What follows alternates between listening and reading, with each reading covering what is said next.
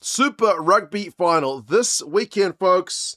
Should be a cracker. You've got the two best teams in the competition. You've got the Hurricanes who finished first, the Chiefs who finished second. The Hurricanes have been playing some of the best Super Rugby that I've ever seen.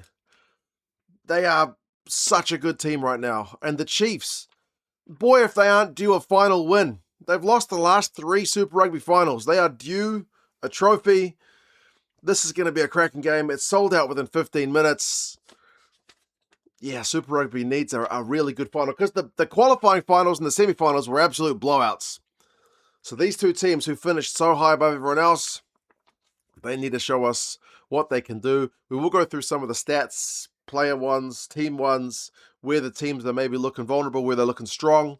The predictions, you guys can let us know your thoughts on how this final is going to go. The Hurricanes, they're at home. I think the last time they hosted a Super Rugby final was when they won it back in 2016. So they are also due a win at some point, and they've just been playing such sexy rugby. Like, the Hurricanes' backline is phenomenal. Who are the two top try scorers in Super Rugby this year? It's the two Hurricanes wingers this week. Josh Morby with 15 and Fehi Whenanganofo on the left wing with 16. Fehi has been stuck on 16 for a few weeks now. He's also had a bit of an injury layoff, but he's been back the last couple of games. Morby's been catching him up, so these guys have been getting some real sexy action. Callum Harkins there at fullback. He's got a great offloading game on him. The rest of the backline, you got Roigard and Ruben Love. Potential All Blacks combo at 9 and 10.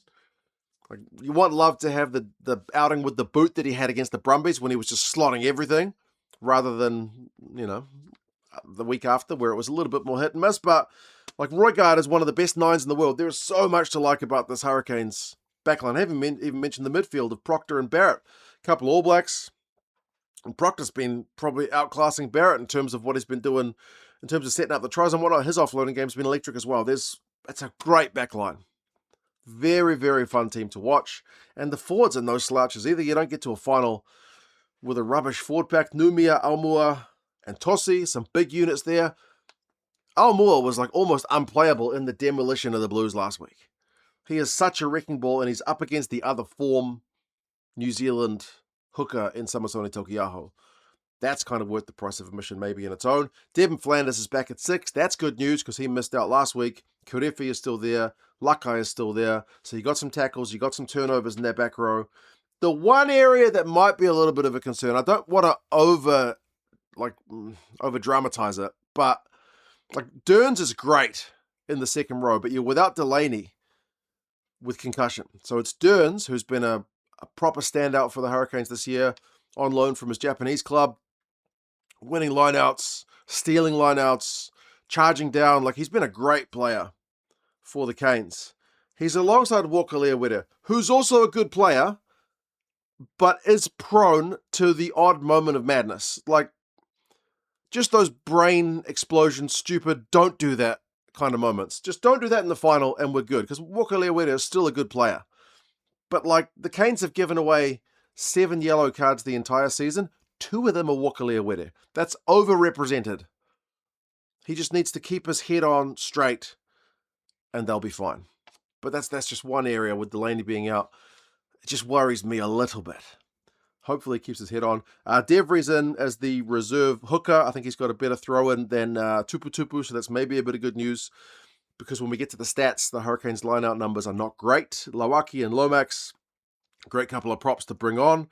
Shields is your lock replacement, so that's, again, an area where you're looking a little bit thin. You wouldn't want Dearns to go off early, but he can cover lock. Braden Yosse is a perfect super sub. Very athletic, very dynamic. Inari Rova and the Holo also busting tackles for fun. The fact that the Holo can't even get a start shows you how deep the Hurricanes are with their outside backs this year. So that is the Canes. Very, very minimal changes. Flanders being back, Walker Leaweda promoted from the bench. Are your kind of main storylines there. For the Chiefs, they've probably got a few more guys on the injury list, like Satiti obviously a few weeks ago took that nasty concussion. He's obviously still rested, thank goodness. He needs to just sit for as long as he needs. Hutchinson, unfortunately, who was so good at fullback last week in the demolition of the Crusaders, he's out with a knee injury, and Foketi's out with a calf injury. So they have had to rejig the back line a little bit. Now, remember I talked about the top try scorers from the Hurricanes. Who do you reckon the top try scorer for the Chiefs is? And it ain't one of the backs. It's Mr. I score a try almost every game recently, Samasoni Tokiaho. He's got 11 tries this year. He's barely gone through a game in recent weeks where he's not scored at least one try. Norris and Ahio are alongside him. So scrum time will be a great battle, but also just the hooker battle I feel like is fantastic. Josh Lord and Tupavai, I think, like overall, that's probably, at least discipline-wise, that's a better... I mean, Josh Lord's given away a few penalties as well, but maybe not yellow cards. He's been great at line-out time. Tupavai, also great line-out disruptor. It's a pretty good... It's an All Blacks duo there in the second row. Finau, Jacobson, and Parker.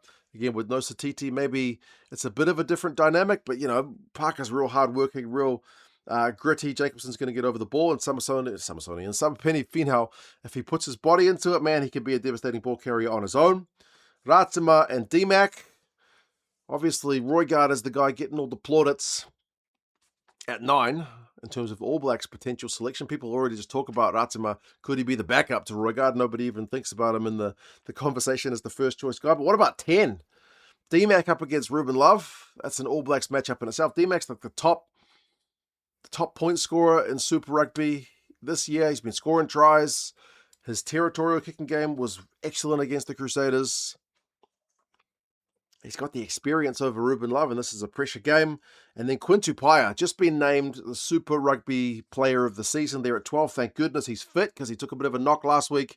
Hopefully he is 100% rearing and ready to go. Kyle Brown's had to come in at 13 with no Foketi. And then Leroy Carter's up from the bench with the injury to Hutchinson. Coombs Fabling switches to fullback. And Talmoi Falau, who just quietly also has 10 tries this year, is there on the left wing. So... man, these are two really good teams. Brody McAllister, Jared Prophet, George Dyer, no changes in the front row replacements. Akoi and Boshi, your two other forward replacements. Rowe, Jacob, and Rion Paul comes in as the other backline replacements. So, I don't know. Who's got more? I think maybe the Hurricanes have got a bit more impact from the bench there. Like, if the Chiefs weren't, you know, without the likes of Hutchinson, Zatiti, and Foketi, they might have a bit more punch from their bench, but...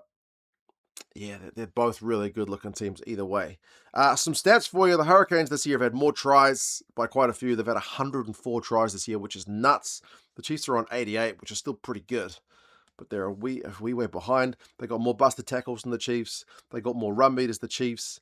But the Chiefs have got literally the best line-out in Super Rugby this year at 91%. The Hurricanes are at 83%. The Hurricanes line-out can be shaky. I feel like that is the biggest potential weakness for their lineup, aside from Walker Leaweda having a brain explosion. Chiefs have also got a better tackle percentage. But yeah, set piece. I mean, it's finals footy. Set piece is always going to be key. The last result was 22-17 back in round 10. The Chiefs got a comeback win. Remember, the Hurricanes were ahead at halftime, like 12-3. It was 3 tries apiece. It was goal kicks that were the difference in that game. Old D-Mac, did he get a drop goal in that game? I remember that was the goal-kicking difference game. And the Chiefs edged that one. So there is that little bit of extra confidence. But we are in Wellington. Sold out. Who's the favourites? It's the Hurricanes at home by 5 points. It's on a Saturday.